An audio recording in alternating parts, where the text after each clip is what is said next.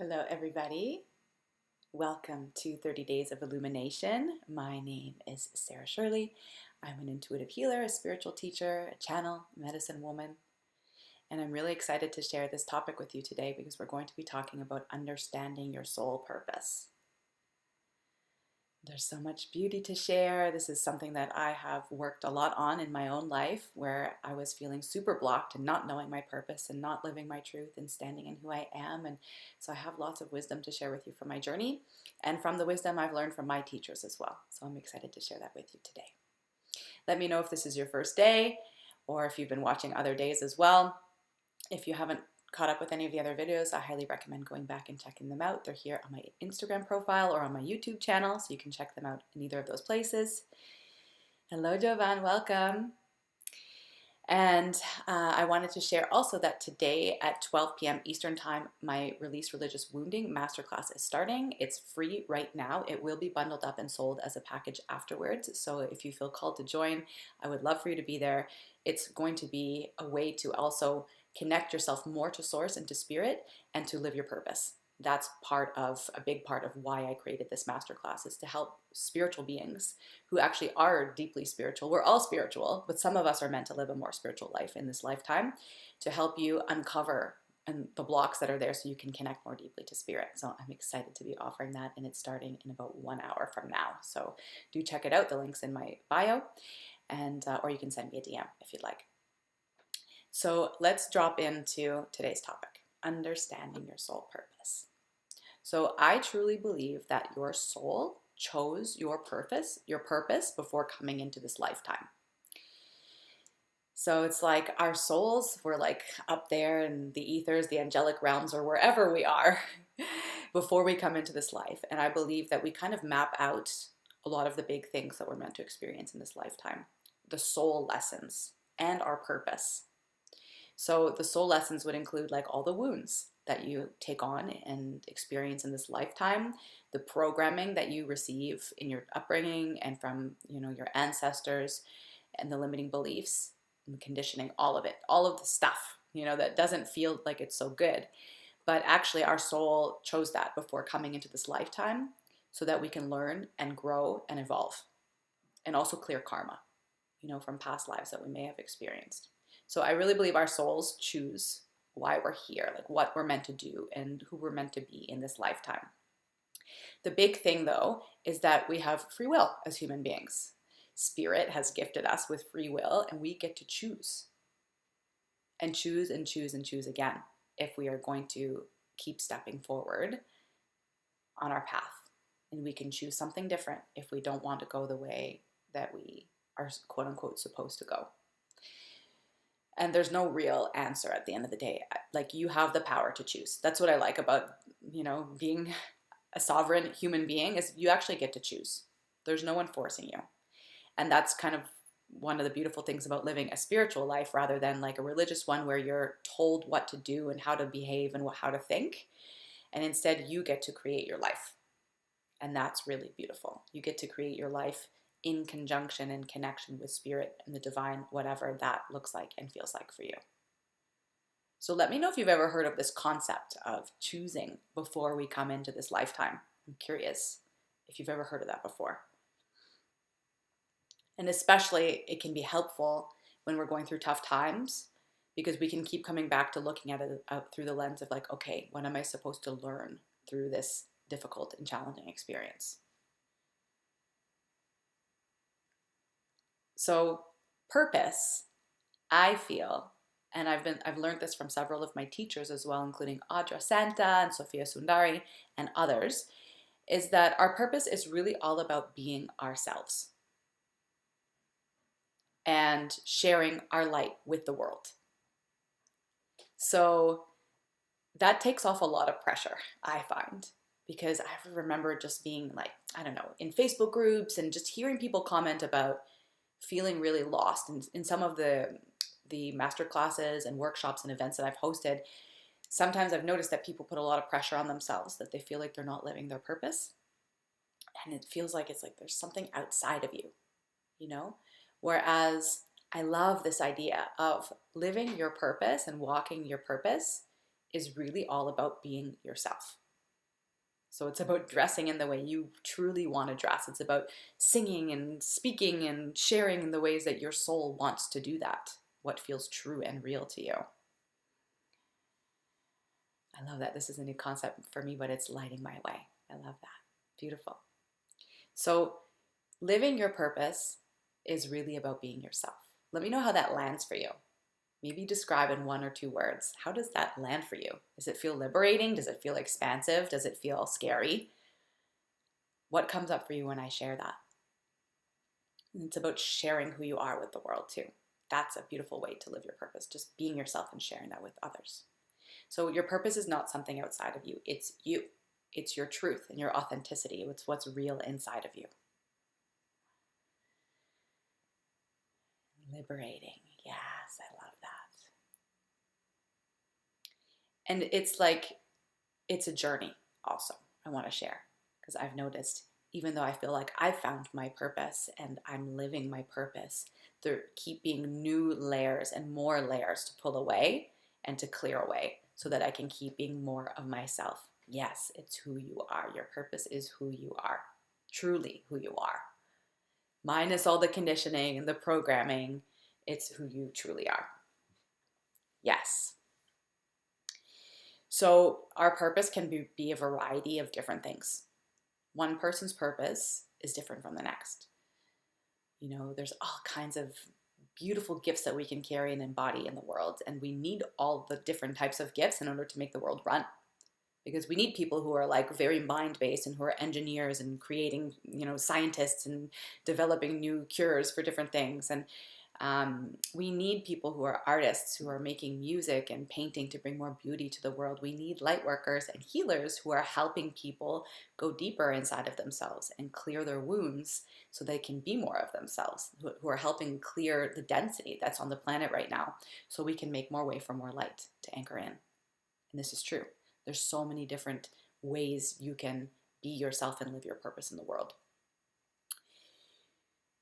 So for me, through my exploration of going deeper inside myself, through all the healing work I've done and the training, I've come to find that my healing work, or my purpose, feels very much like activating light workers. This is something I've been doing already for several years, activating, being an activator for people, literally turning on the light switches for them to help them do that. So activating light workers to step into their gifts, to clear their wounds that are blocking them, and to step more into their power and share that with the world.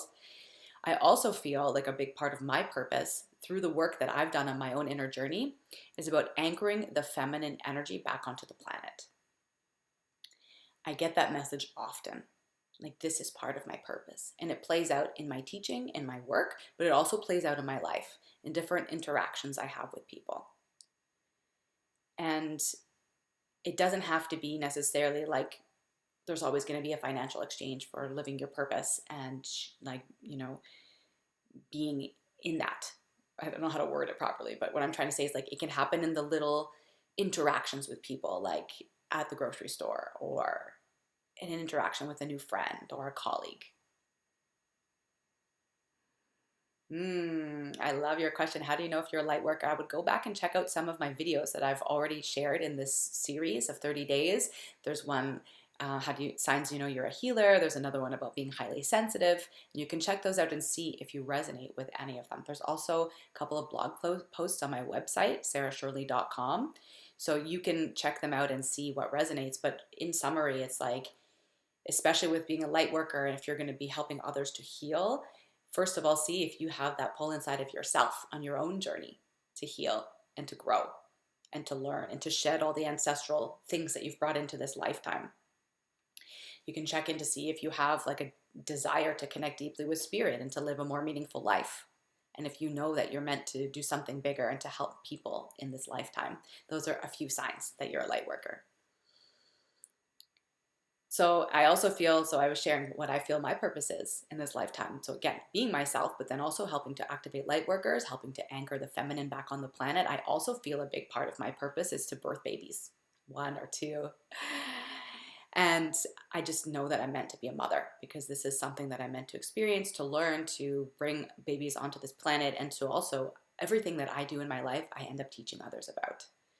because I'm a Gemini and that's so much a part of who I am. And I feel, someone said to me recently, a really beautiful channel, she said, Gemini's highest expression is when you're a teacher. And I said, yeah, that feels true. So that's a part of my highest expression of who I am, is being a teacher and getting to share that with others. So big part of our soul purpose, actually, that many people don't realize, is that our throat chakra is extremely connected to our purpose. And when you're very blocked in your throat, it blocks you from expressing who you are to the world. It blocks you from living your truth and living your purpose. The throat is a bridge right in between the third eye and the heart. So it's like a bridge to allow these two message centers to connect with each other and to share information. And it's very connected also to your sacral energy, your creativity, your like life force energy, your emotions, and so many good things, sexuality as well. So the throat is very important, actually. And if you look at it, it's interesting, like where it's located in terms of the other chakras. So we have the crown, the third eye, then the throat, and below that is the heart, and so on. So the throat is actually more connected in some way to the divine than the other chakras are that are lower than it. This, you can take it or leave it if it feels true to you or not, but the throat is very much connected to our purpose. So if you are feeling a lot of blockage in the throat, it's very important to do some work to open your throat so you feel safe to express yourself and to be yourself in this world. That's really huge. Let me know if this is landing for you and if this resonates, because I'll say that before, when I got into my deeper healing work on my own journey, I had a throat that was so tight. It was really restricted. And there was a lot of fear around speaking my truth and showing up as who I am in the world.